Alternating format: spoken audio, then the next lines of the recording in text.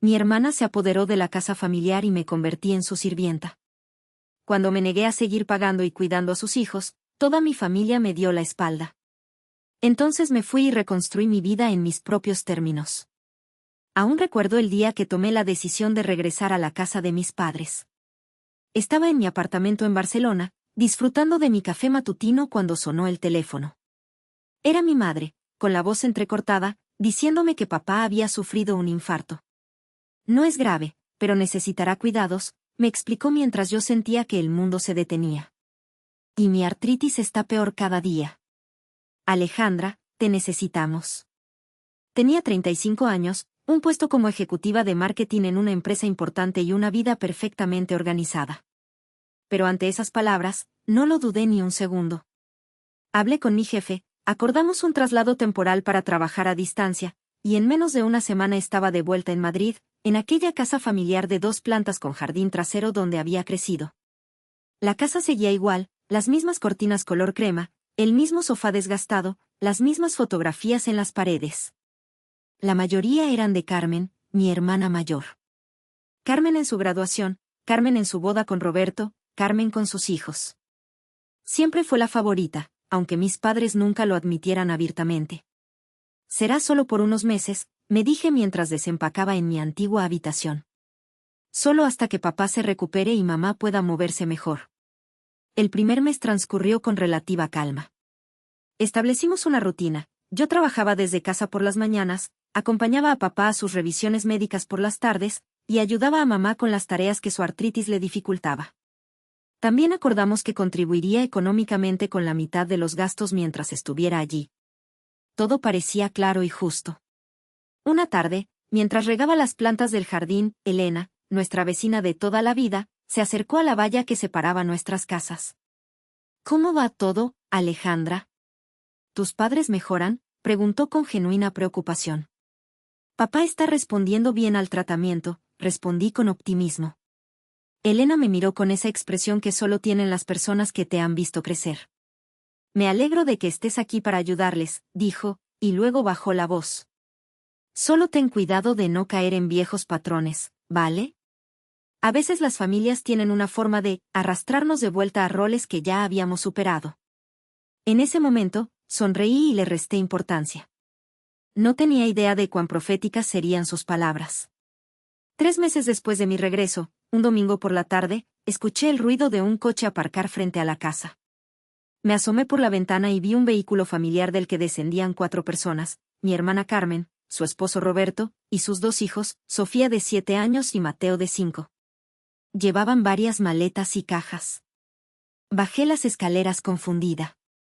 No habían avisado que vendrían de visita. ¡Sorpresa!, exclamó mi madre con una alegría que no le había visto en meses. Carmen entró como un torbellino, abrazando a todos. Roberto la seguía, con esa sonrisa encantadora que siempre usaba en reuniones familiares.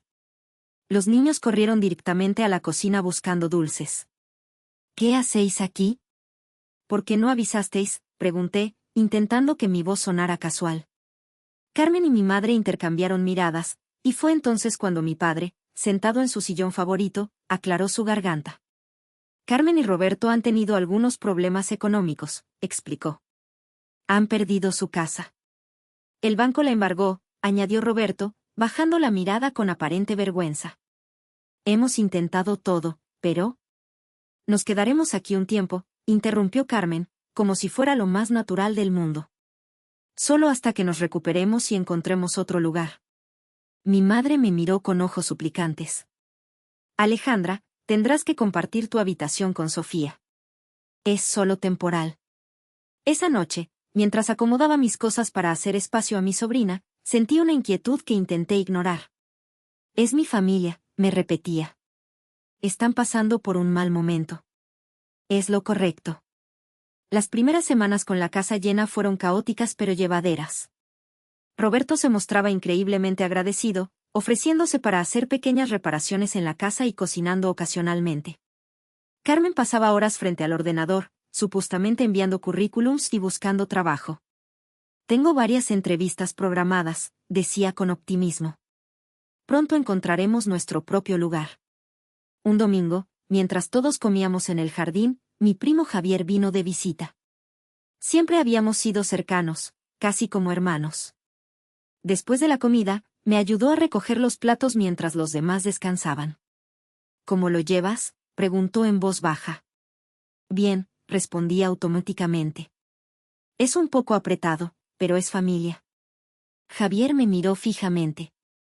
Carmen siempre ha sabido cómo conseguir lo que quiere. Solo están pasando por un mal momento, la defendí. ¿Sabes por qué perdieron la casa?, preguntó, arqueando una ceja. El banco la embargó. La crisis, supongo. Javier negó con la cabeza. Roberto pidió varios préstamos para inversiones que nunca funcionaron. ¿Y Carmen? Bueno, ¿has visto su armario últimamente? Esas no son prendas de alguien que está en bancarrota. Esa noche, cuando todos dormían, revisé las redes sociales de mi hermana. Lo que encontré me dejó helada: fotos de vacaciones en Ibiza apenas 3 meses antes, Carmen luciendo bolsos de diseñador, Roberto con un reloj que costaba más que mi sueldo mensual. No parecían personas al borde de la ruina financiera. A medida que pasaban las semanas, la dinámica en la casa comenzó a cambiar sutilmente. Una tarde, regresé de una reunión virtual para encontrar a mis sobrinos solos viendo televisión. ¿Dónde está vuestra madre?, pregunté. Salió con unas amigas, respondió Sofía sin apartar la vista de la pantalla. Dijo que volverá para la cena. ¿Y vuestro padre? Está buscando trabajo, dijo Mateo, repitiendo claramente lo que le habían enseñado a decir. Esa fue la primera de muchas tardes en que me encontré cuidando a los niños sin previo aviso.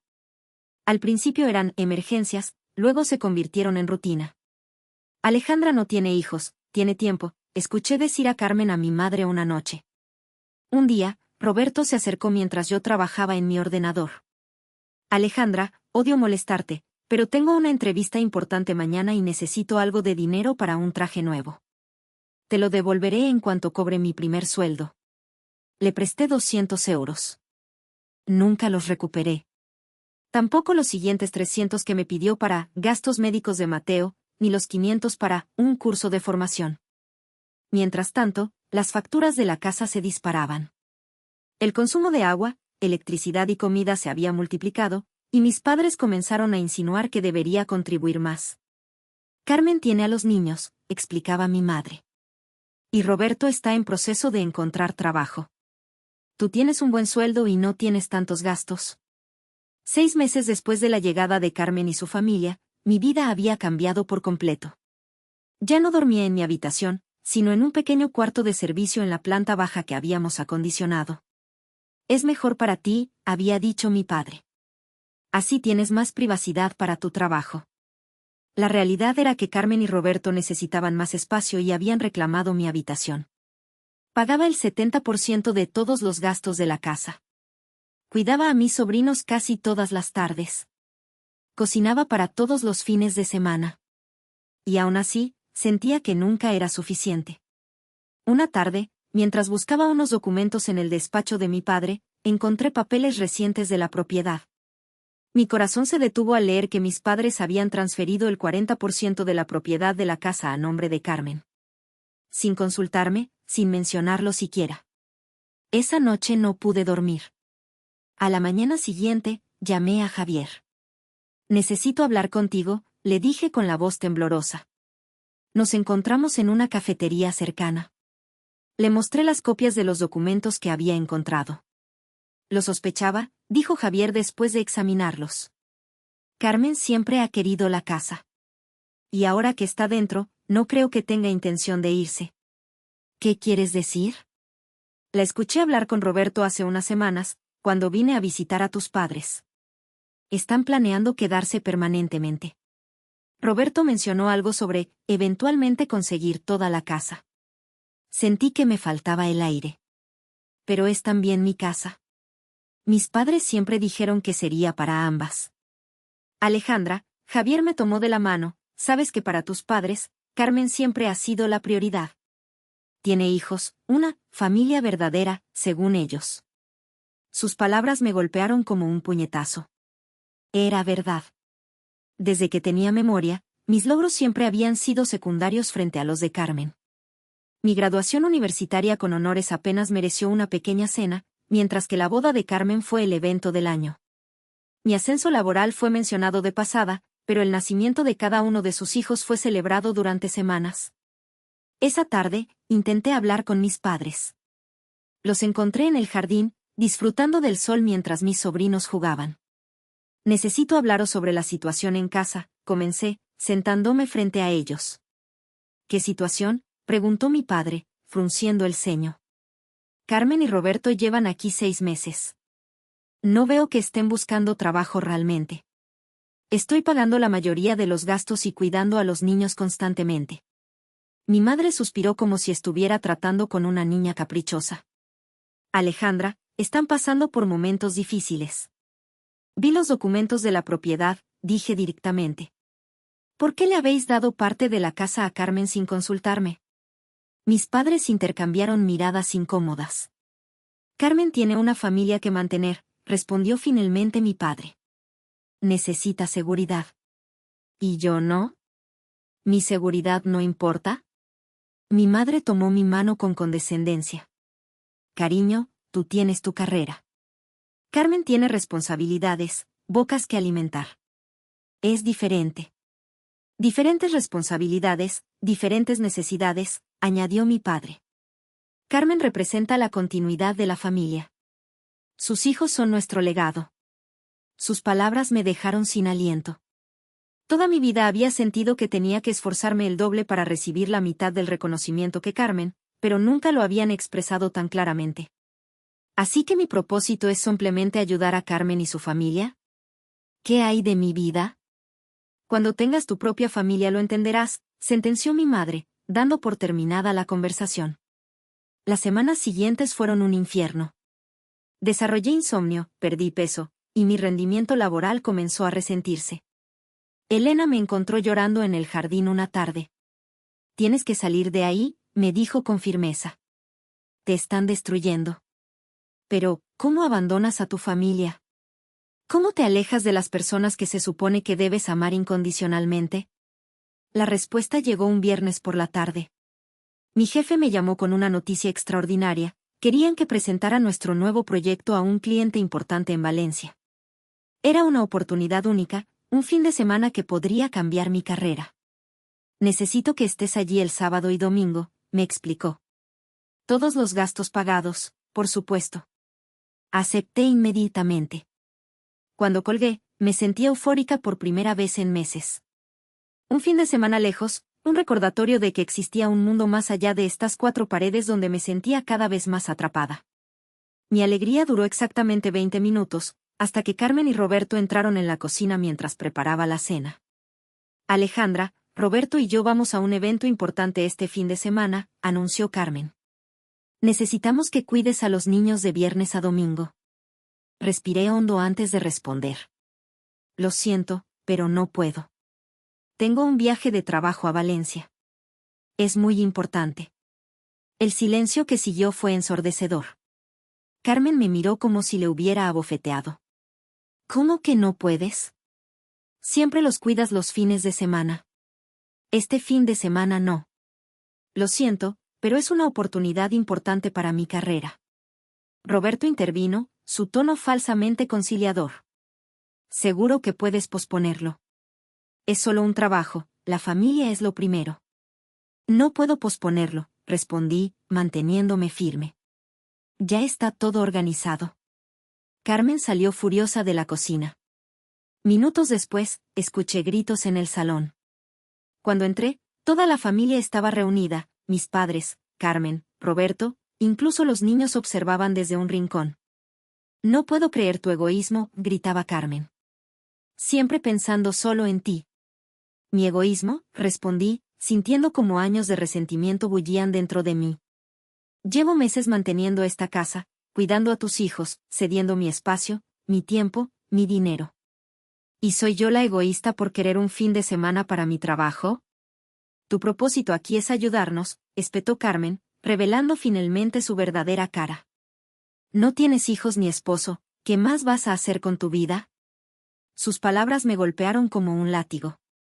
Miré a mis padres, esperando que dijeran algo, que me defendieran. pero mi padre solo negó con la cabeza. Si no puedes poner a la familia primero, quizás deberías reconsiderar tu lugar aquí, dijo con voz grave. Algo se rompió dentro de mí en ese momento. Años de buscar aprobación, de intentar ser suficiente, de sacrificarme por personas que nunca valorarían mis esfuerzos. Mi lugar no es ser la sirvienta de nadie, respondí con una calma que no sabía que poseía. Ni siquiera de mi familia. Roberto se acercó, su rostro enrojecido de ira. Si sales por esa puerta este fin de semana, no vuelvas. Miré a cada uno de ellos, a Carmen, con su expresión de superioridad, a Roberto, con su falsa indignación, a mis padres, con su decepción evidente, y finalmente a mis sobrinos, los únicos verdaderamente inocentes en todo esto. Volveré el domingo por la noche, dije finalmente. Y entonces hablaremos sobre mi futuro en esta casa. Subí a mi habitación, hice una pequeña maleta con lo esencial y salí sin mirar atrás. Mientras conducía hacia el hotel donde pasaría la noche antes de viajar a Valencia, llamé a Elena. ¿Puedo quedarme contigo unos días cuando regrese?, le pregunté. El tiempo que necesites, respondió sin dudar. El fin de semana en Valencia fue revelador. Rodeada de colegas que valoraban mis opiniones, en un ambiente donde mi trabajo importaba, recordé quién era antes de volver a casa de mis padres. La presentación fue un éxito rotundo, y mi jefe incluso mencionó un posible ascenso. Cuando regresé a Madrid el domingo por la noche, no fui a casa de mis padres. Me dirigí directamente al apartamento de Elena. ¿Estás segura de esto?, me preguntó mientras me ayudaba a instalarme en su habitación de invitados. Nunca he estado más segura de nada, respondí. Al día siguiente, llamé a Javier. Su mejor amigo, Miguel, era abogado especializado en derecho familiar y propiedad. Necesito saber cuáles son mis derechos, le expliqué cuando nos reunimos en su despacho. He estado contribuyendo económicamente a esa casa durante meses. Tengo recibos, transferencias, todo. Miguel revisó mis documentos cuidadosamente. La transferencia parcial de propiedad a tu hermana podría ser impugnada si demostramos que hubo manipulación o que tus padres no estaban en plena capacidad de decisión debido a su estado de salud. No quiero quitarles la casa a mis padres, aclaré. Solo quiero proteger lo que me corresponde y recuperar parte de lo que he invertido. Entiendo, asintió Miguel. Mi consejo es que intentes una última conversación razonable. Si no funciona, entonces consideraremos las opciones legales. 3 días después, cuando sabía que Carmen y Roberto habían salido con los niños, me presenté en casa de mis padres. Mi madre abrió la puerta, sorprendida de verme. Alejandra, pensábamos que no volverías. Necesitamos hablar, dije, entrando al salón donde mi padre veía televisión. Les expliqué calmadamente cómo me había sentido durante los últimos meses, utilizada, menospreciada, tratada como una fuente de recursos sin consideración por mis propias necesidades y sueños. Siempre he intentado ser una buena hija, concluí. He estado aquí cuando me necesitabais. Pero no puedo seguir permitiendo que me traten como si mi único valor fuera lo que puedo dar a Carmen y su familia. Mi madre comenzó a llorar. Mi padre mantuvo su expresión impasible. Carmen siempre ha necesitado más apoyo, dijo finalmente. Desde pequeña. Tú siempre fuiste más independiente, más fuerte. ¿Y por eso merezco menos? ¿Por ser fuerte? No entiendes lo que significa ser padres, respondió mi madre. A veces hay que dar más a quien más lo necesita. ¿Y cuándo decidisteis que yo no necesitaba nada? ¿Cuándo determinasteis que mi propósito era sacrificarme por Carmen? El silencio que siguió fue respuesta suficiente. Saqué de mi bolso los documentos que había preparado con Miguel. Tengo 2 opciones para vosotros, dije con voz firme. O reconocéis mi contribución a esta casa, establecéis límites claros con Carmen y Roberto, y revertís la transferencia de propiedad, o tomaré acciones legales para reclamar lo que me corresponde. Mi padre se levantó, indignado. ¿Nos estás amenazando? Os estoy dando una oportunidad de hacer lo correcto. Vete de esta casa, ordenó mi padre. Si vas a comportarte así, no eres bienvenida. Me levanté, sorprendentemente tranquila. Volveré en una semana por mis cosas.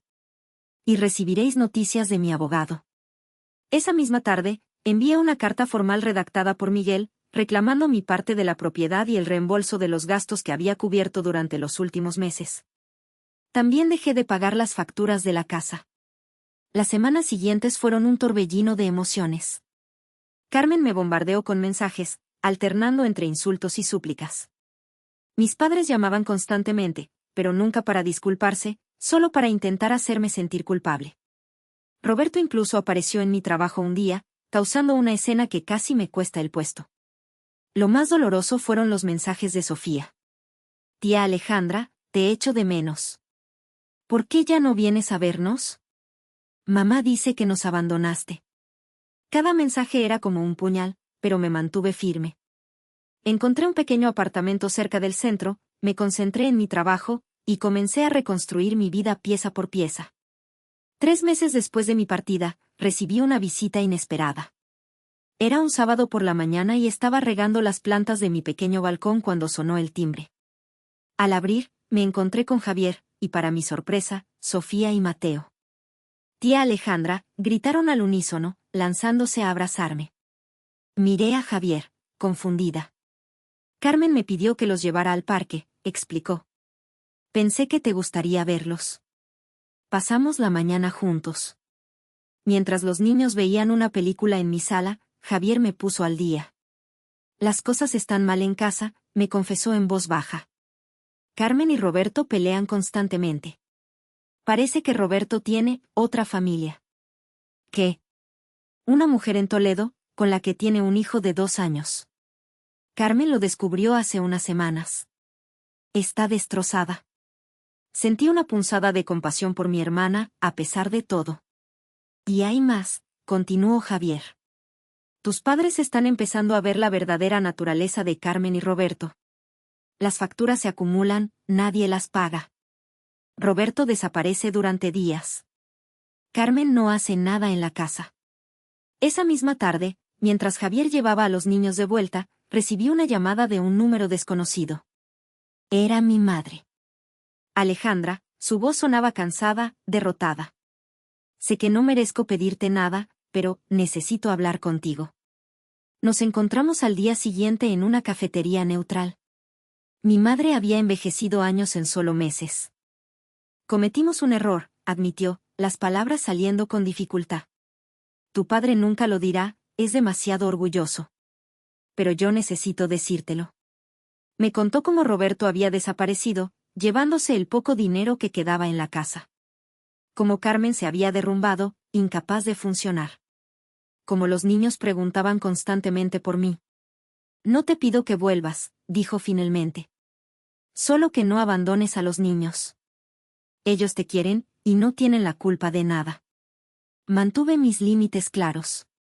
No volví a la casa familiar, pero establecí una relación directa con mis sobrinos. Los recogía algunos fines de semana, los llevaba al cine, al parque, les ayudaba con sus tareas escolares. Para ellos, me convertí en un refugio de estabilidad en medio del caos que se había vuelto su hogar. Un mes después, Roberto desapareció definitivamente.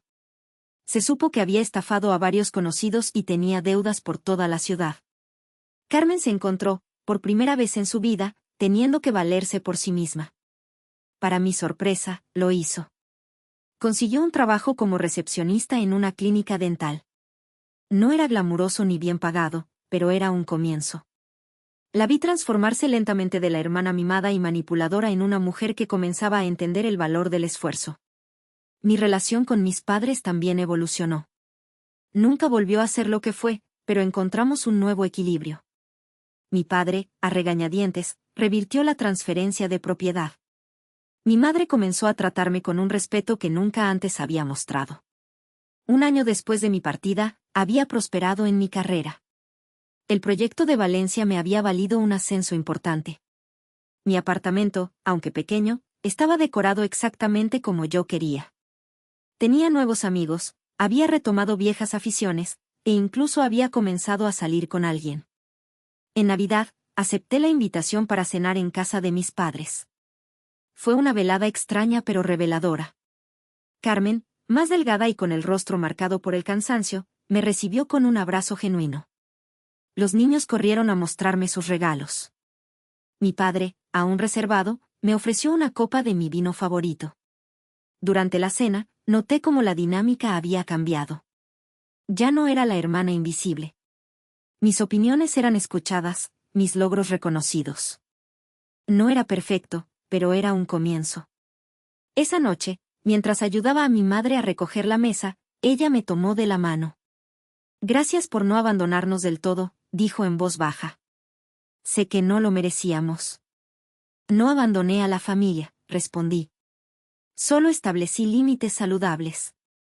Meses después, utilicé parte de mi bonificación anual para crear una pequeña fundación. La llamé Límites Claros, y su objetivo era ayudar a mujeres atrapadas en situaciones de explotación familiar o laboral. Ofrecíamos asesoramiento legal, apoyo psicológico y, en algunos casos, ayuda económica para quienes necesitaban escapar de entornos tóxicos. Carmen fue una de las primeras en ofrecerse como voluntaria, compartiendo su propia experiencia de transformación. Fui la villana en la historia de mi hermana, confesaba a las mujeres que acudían buscando ayuda. Pero también fui víctima de mis propias expectativas y de un sistema familiar que premiaba la dependencia. Hoy, 3 años después de aquella confrontación que cambió nuestras vidas, miro atrás y apenas reconozco a la mujer que era. Aquella que aceptaba migajas de afecto a cambio de sacrificios constantes. Aquella que creía que su valor estaba en lo que podía dar a otros, nunca en lo que merecía recibir. Aprendí que establecer límites no significa abandonar a quienes amas. Significa crear relaciones más sanas, más honestas, más equitativas. A veces, el acto más valiente de amor propio es decir no a quienes siempre han esperado que digas sí. Mi hermana se apoderó de la casa familiar y me convertí en su sirvienta. Pero recuperé mi dignidad, reconstruí mi vida, y en el proceso, ayudé a transformar a toda mi familia. No fue fácil, y hubo momentos en que la culpa amenazaba con ahogarme. Pero cada mañana, cuando me despierto en un hogar que es verdaderamente mío, sé que tomé la decisión correcta. Porque a veces, elegirse a una misma es el primer paso para poder estar verdaderamente presente para los demás.